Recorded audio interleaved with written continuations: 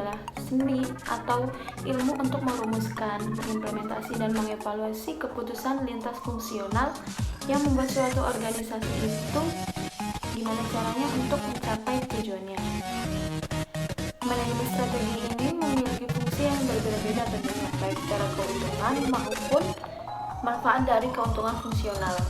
Fungsi lain dari manajemen strategi itu ada fungsi dari manajemen bagi sektor publik.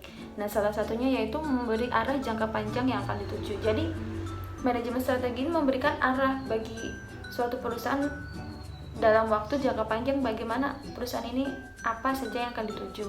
Perusahaan atau organisasi beradaptasi terhadap perubahan-perubahan yang terjadi. Jadi dengan adanya manajemen strategi ini, perusahaan tidak kaget tentang adanya perubahan-perubahan yang terjadi di lingkungan sekitar.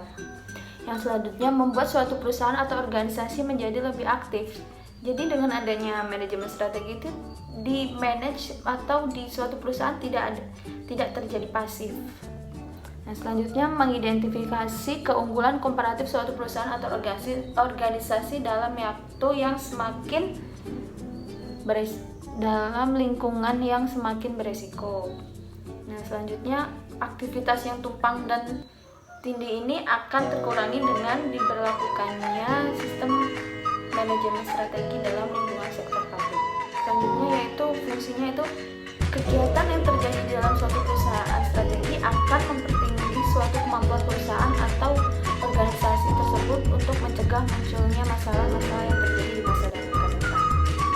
Dan selanjutnya yaitu ruang lingkup yang ada atau yang terjadi di dalam suatu organisasi sektor publik, yaitu ada dua lingkungan, yaitu lingkungan eksternal.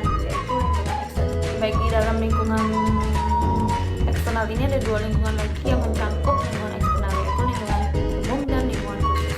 Untuk lingkungan umum meliputi ekonomi, politik, sosial, kultur atau budaya, maupun kondisi lingkungan alam yang mempengaruhi lingkungan tersebut.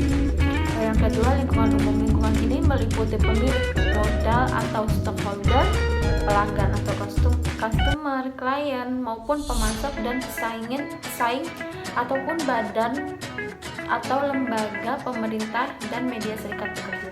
Yaitu lingkungan internal. Lingkungan internal ini terdiri dari manusia, finansial, fisik maupun sistem dan nilai tata budaya organisasi.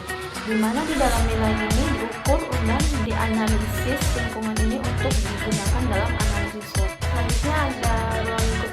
Selain dari ruang lingkup manajemen strategi ada eksternal dan internal. Selanjutnya ada beberapa ruang lingkup dari manajemen strategi sendiri.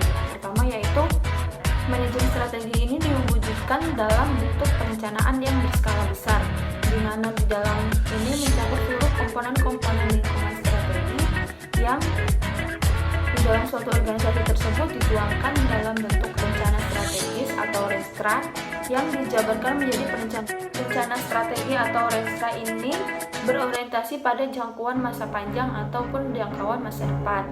Yang ketiga, visi dan misi atau pemilihan strategi yang menghasilkan strategi induk dan tujuan strategi organisasi untuk jangka panjang. Sekian materi yang dapat saya sampaikan.